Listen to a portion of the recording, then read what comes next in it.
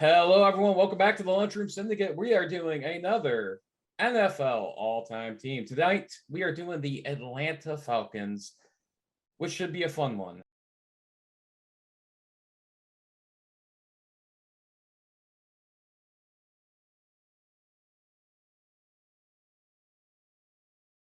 If you haven't joined us before, we're going through most of the major positions, picking out a random number of players. Not really random, actually. It's 11 per side. It's 22, just like a real football.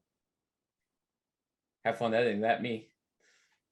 Yeah, it's like you are setting yourself up for success with this one.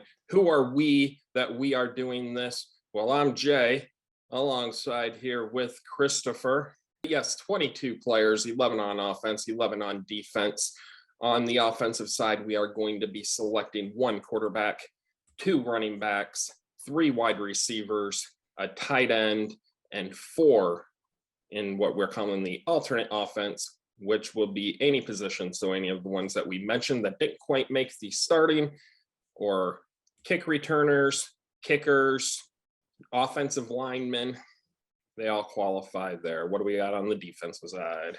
On the defensive side of the ball, we'll be picking from two defensive linemen. That includes both defensive end and defensive tackles, three linebackers, four defensive backs, and two of any position on defense, including punter, which, as you can see on my screen right now, here on Twitch, there is none.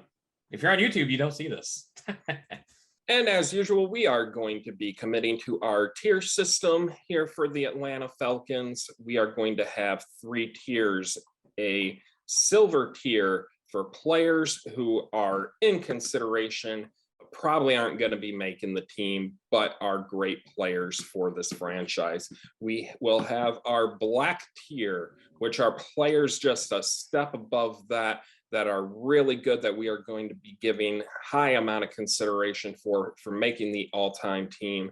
And the red tier for the no-brainer picks. These guys are in. So as always, starting off with our franchise, we are going to be picking our face of the franchise. Today, I am really happy to be going through and nominating a face of the franchise from not only my favorite position of defensive back, but my favorite player on defensive back, Deion Sanders. Not just my favorite, but the best defensive back to ever play. He's the number one defensive back we have in here on Atlanta.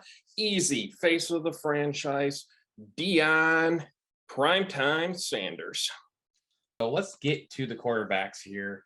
We have one selection here at the QB position. We are going to be picking from Steve Bartkowski, Chris Chandler, Chris Miller, Matt Ryan, and Michael Vick. This is a tough selection for me. Well, for a couple different reasons. Yeah, I mentioned face of the franchise. I mentioned one guy. I would take Michael Vick actually over both Deion if it wasn't for what happened, with him. But there, as much as, and I'm one of those people who said, hey, I believe he's changed. I believe he's done things a lot better. I truly believe he's a better person now. But I do feel like there should be some punishment, if you will, for our all-time team to drop him off the face of the franchise. As far as a quarterback, though, I think it's between him and Matt Ryan. And Michael Vick, we talked about earlier with the troubles that he ran into. I know we punish these players quite a bit, but we also want to recognize personal growth with players, which we both feel is sincere with Michael Vick. So while we did not consider him for face of the franchise, where without that incident, he probably was. I do think he is still a red tier player for the Atlanta Falcons. Complete game breaker in there, really redefined how the quarterback position is going to be played from that point forward. Everybody was trying to find a Michael Vick. Everybody was trying to find guys that could figure out how to stop Michael Vick. Up next is the running back position, either halfback or fullback. We are taking into consideration Jamal Anderson, William Andrews, TJ Duckett, Warren Dunn, Devonta Freeman, Gerald Riggs, Michael Turner. Michael Turner, really, really great touchdown to gameplay ratio, 61 out of 75. Came over from San Diego, the backup. He borders that black and red for me. He would be a red as well with Gerald Riggs, but if Gerald Riggs is the black, I think he's a black. See, Michael Turner, if we're comparing him right to Gerald Riggs, Michael Turner was the name that I was looking at going, this is going to be our easy number one pick. Gerald Riggs, more games played than any other name on here. I remember him okay, and I remember him as being okay. So I have him as probably a silver tier yet. Whoa, he's a red tier for me. He's a red tier for you? He is one of the legitimately best backs in Atlanta Falcons history. He was an awesome back in his playing days. Okay, compare that to best backs on another team, though. We're not doing another team. We're doing Atlanta. So for this team, he's a red tier. Ooh. So let's put him black to split the difference. But I was going to say he's the easy number one on this team. Oh, okay. Yeah, we're remembering different players because I didn't think much of him while he played. We have our two halfbacks. We have Michael Turner and Gerald Riggs. Then we are off to wide receiver. And who are we looking at for the wideouts here? At wide receiver for the Atlanta Falcons, we have Michael Haynes, Alfred Jenkins, Michael Jenkins, Julio Jones, Terrence Mathis, Calvin Ridley, Andre Rison, and Roddy White. Julio Jones, legitimately one of the top 10 receivers of all time. I'm sorry, he is. Roddy White, man. A bit of a late bloomer in his career, but what a bloom it was. Easy red tier. And they at one point had prime Roddy and early career Julio Jones. I don't know how they didn't win more with them too. Andre Rison was a standout wide receiver throughout the league when he played. So his games played is lower than the rest of the names outside of Kelvin here, but I still think he's a red tier.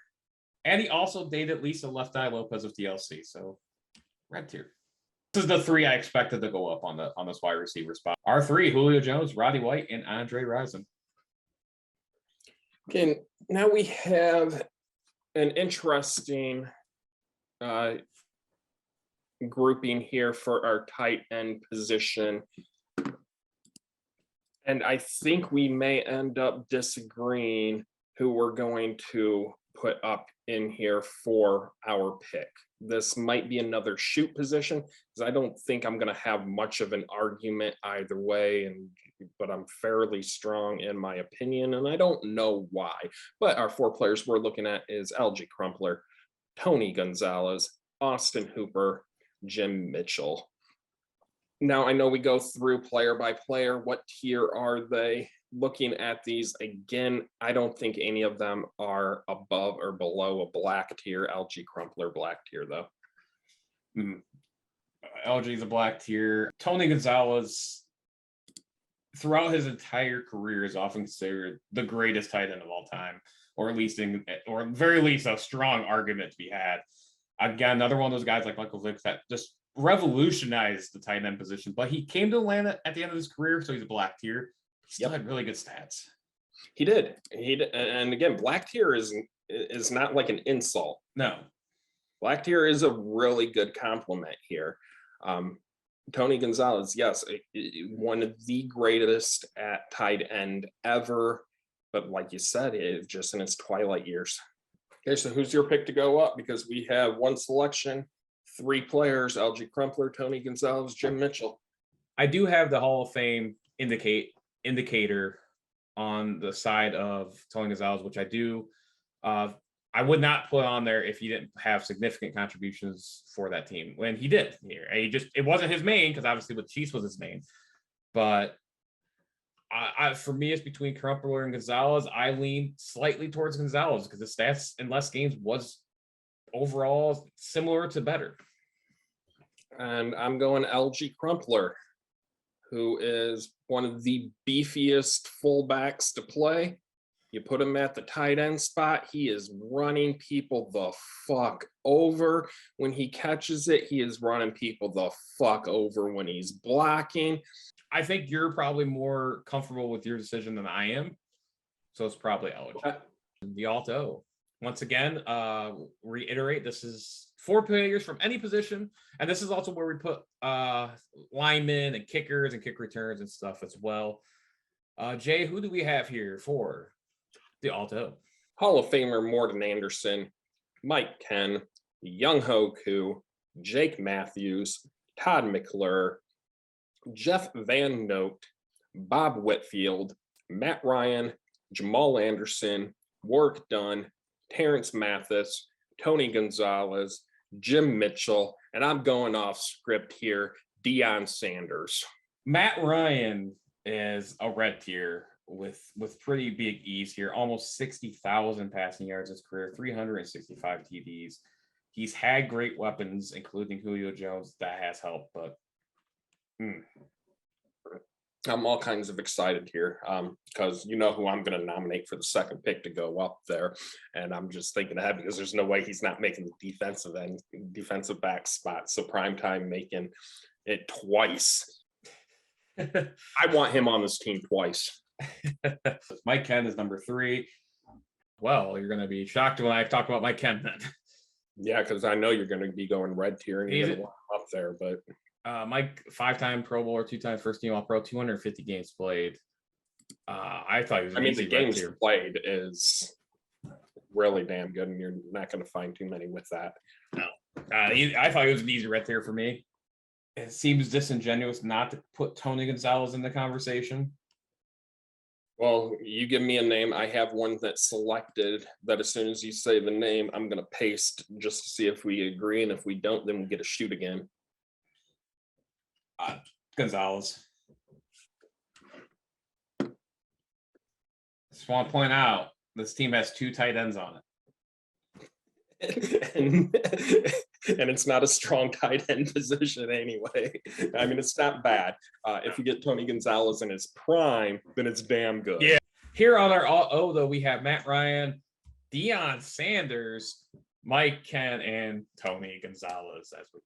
And speaking of not very good offensive line, I got a not very good defensive line. I'm not blown away by any names on here. What names are we considering? We'll get to the offensive lineup in a minute, but this is definitely one of the weakest offensive lines we've had. That's the one thing I'll say. Might be the weakest we've done so far. And speaking of not very good offensive line, I got a not very good defensive line. I'm not blown away by any names on here. What names are we considering? We have John Abraham, Jonathan Babineau, Travis Hall, Hall of Famer Claude Humphrey, Grady Jarrett, Patrick Kearney, Chuck Smith, and John Zook. And now, while we're looking at this, there is one obvious one that's going up. Claude Humphrey, I would imagine, is your obvious one. Hall of Famer, one of the few Hall of Famers here. True Hall of Famers of the Atlanta Falcons. Absolute monster when he played. He just played some bad teams, and it was tough for him, but he stuck it out. And almost 100 sacks unofficially. Red tier. John Abraham. Yes. It's a low red tier for me. Yeah. John Abraham actually was when I think John Abraham, I think Jets initially, because that's where he started his career, but he was actually significantly better in Atlanta, which I guess isn't really surprising because it's the Jets. But he was a beast in I think he's a legitimately great defensive end of all time, and we're talking in NFL history. He's not an all-timer, but he is a very, very good one. Well, we have an easy one too. Linebacking core. Greg Brazina, Keith Brooking, Dion Non-Primetime Jones, Fulton, Key Kendall, Tommy Novus, John Raid, Jesse Tuggle. Jesse Tuggle, one of the most easy red tier. See, he's the easy number 1 for me here, actually, and I think would be a legitimate all-timer on most teams. or in the consideration for most teams. Many people consider him should be Hall of Famer. Not 209 games, easy red tier. But he is his story is fascinating because he grew up in Atlanta, he got drafted by Atlanta, he played his entire career in Atlanta, and now his son plays in Atlanta, who I mentioned earlier, Grady Jarrett. It's just his story is absolutely incredible, and he was an absolute monster for the late 90s, early 2000s. Keith Brooking, I think he's the best name on this list. I think you have one player that you might be able to convince me above him, but as far as this team is concerned, red. As far as all-time players, probably black. Next up, Tommy Nubis, the very first draft pick of the Atlanta Falcons, and was a very solid player for many, many years for him. It was actually a legitimately good player for them. If you're asked lifelong Falcons fans, he's a red tier. I don't feel that way quite offhand, but I know Falcons fans really love Tommy Nubis. I don't think I'm as high on Jesse Tuggle as what you are, however, but I conceded to your Jesse Tuggle at number one without question.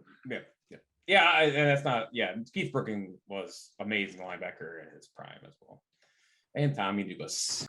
Defensive backs, we have to look at Ray Brown, Ray Buchanan, Ray Butler, Ray Hall, Ray Lawrence, Ray Pridemore, Ray Reeves, and Deion Prime fucking Sanders. I was curious if I was like, there's no way he says Ray Sanders. No, nope. No, there is no way. Do not even attempt to put any disrespect on that man's name. To pick up where I left off, Bobby Butler, D'Angelo Hall, Roland Lawrence, Tom Pridemore, and Ken Reeves. So that Deion Sanders silver tier. What a damn fool. No, again, he's so red. His name goes red also. Yeah, obviously he's a red fucking tier. Yeah. Roland Lawrence, he has a first team All-Pro. That puts him above everyone so far. So he's at least a black tier, 39 picks, 118 games. That's actually really good. For me, he's bordering on the black and red. Now, who do you take, Roland or D'Angelo? I'll give the edge of Roland because of the first team All-Pro. Their interception to game ratio is actually pretty similar. So, okay, well, just to tell you which way I was going, that's the player I had selected. D'Angelo Hall. It's probably a high-end black tier when you're talking career. Mm-hmm. I would have guessed a lot more games played with Atlanta than what I have here with the 57. I'm going to give the benefit of the doubt and go black tier, but in all honesty, I don't know if he is. I will give him legit black tier credit here because he had 17 picks in a very short amount of time and 4 touchdowns, and it wasn't by his doing that he didn't stay with Atlanta. Atlanta just didn't re-sign him. He went to Washington, had a really, really, like you said, a very good career overall. And he had the audacity to wear 21 in Atlanta. Is it retired? Apparently not, but that's a hell of a. I mean, you know me. For the record, I'm slight rant time. There are way too many jersey retirements going on anymore in sports, and that should be reserved for like the top of the top. I'm sorry. There are just some guys that are absolutely great players, but if you're not in the Hall of Fame at bare minimum, you don't deserve your number retired. Hall of Fame doesn't get you there. That's not a consideration. No, I'm talking that's like a bare minimum requirement on top of other requirements. Like if you're not even and there's people who've gotten number retired who are not even in the Hall of Fame. I'll take a few exceptions on players that aren't in the Hall of Fame. Yeah. Because you were talking work done earlier. And if you can get that kind of recognition outside of the game for different things that you're doing, fan-fucking-tastic. If you mean something special to a team and an organization, more so than the League Hall of Fame, retire the number. But I mean, we're not. there should be very few numbers retired by any fucking team. Then that's just fucking throwing them around like we're going through here and tearing people off. Like we mentioned, all these red tier players. I don't think there's a single one where I'm like, let's retire this number for him on Atlanta Falcons. I don't think I've had a player. Ray Buchanan, pretty similar stats, pretty similar feelings. I know he's got that Pro Bowl, but he's still a silver tier for me. I would probably went black with him because I do remember him playing, and he was a legitimate, but he was only a shutdown corner for really 1.5 years. He was really good in that. Again, talking about the '98 team, but that's really where it's at. Was just about a year and a half where he was just lights out, and then it just was nothing after that. Well, if you're gonna wear that fucking number, you got to do more. Our Alt D. Oh man, it's a good thing we're only taking 2 of these fools. Patrick Kearney, John Zook, Deion Jones, Fulton, Kendall, and Bobby Butler. I have 2 names that I'm looking at. Let me know when you have your 2. Oh, I have 3. And really, it's the first 3 for me. Okay, well, John Zook was not in that one of those 3 for me. So he's out. For me, it was Deion and Patrick Kearney making it. Is that the 2 you had as well? Yep. Okay. Again, we didn't have a lot to choose from. One of them's a fucking joke, and the other one shouldn't have been over here anyway. Yeah. Hi, Jet. Came down to those 3, and I just looked at the name and like very quickly. I was able to set a Patrick Kearney and Deion Jones. Yeah. I think Deion Jones might be a legitimate all timer for them at when his career ends too. So. Okay, so heading on over to the offensive lineup here for the Atlanta Falcons: Julio Jones, Algie Crumpler, Roddy White, Andre Rison, Tony Gonzalez, all catching passes from Michael Vick and/or Matt Ryan. Got Michael Turner, Gerald Riggs in the backfield, Mike Ken on the offensive line, and Deion Sanders fucking doing it all on this team. 2-time prime time. Yeah, for all-time team's sake, I think there's legitimately, you have a game changer, Michael Vick. You have an all-time legend, first ballot Hall of Famer, Julio Jones. You have Tony Gonzalez in his late career, so that touches it. Matt Ryan's probably going to be a Hall of Famer at some point. I think he's going to get knocked a bit because of the time era he played in. And you have Deion Sanders, which always helps. Yeah, you have 2 that are absolute game changers when they touch the ball with Vic and Deion. Yeah. You have 2 that are going to catch everything that you put in the vicinity of with Gonzalez and Julio Jones. Mm-hmm. But now let's talk about the D lineup, which might Deion Sanders is going to keep him from the bottom tier. Let's just say that. Yeah, it's a damn good thing they can have him. Speaking of our defensive lineup, real quick, we have Claude Humphrey, John Abraham as our 2 defensive line. Our linebackers are Jesse Tuggle, Keith Brooking, and Tommy Nubus, which actually really isn't that bad of a linebacking core, but when we talk all-time team, Roland Lawrence, D'Angelo Hall, Ray Buchanan, and of course, two-time primetime Deion Sanders. And on the alt defensive side, we have another lineman, Patrick Kearney, and linebacker Deion Jones. So we're running a weird 4-4 defense. Or 3-4. Never mind. I'm done. I can't do math. A 3-4. I would say overall, this isn't going to be. This ain't going to be anywhere near the running for worst offense. I think it's going to be. I think it's high worst, potential average. Average. Yeah. I think it might even be pushing bad. So Jay, overall, this team, we talked about the offense, probably for me close to average at best. Defensively, they're going to be near the bottom.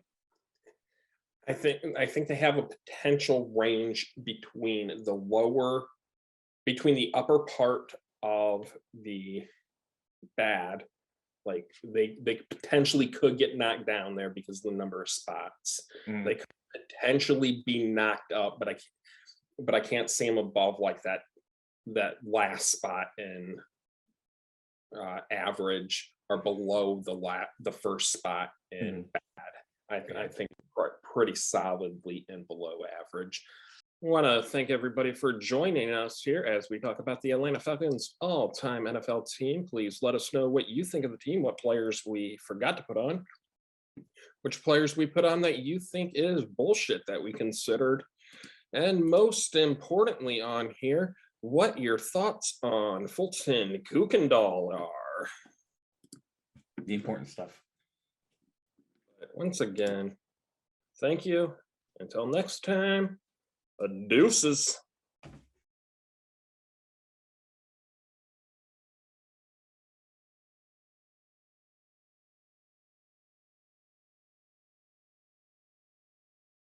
All right, so yeah, I had to go with being a dick and do it 28-3 because I'm an asshole.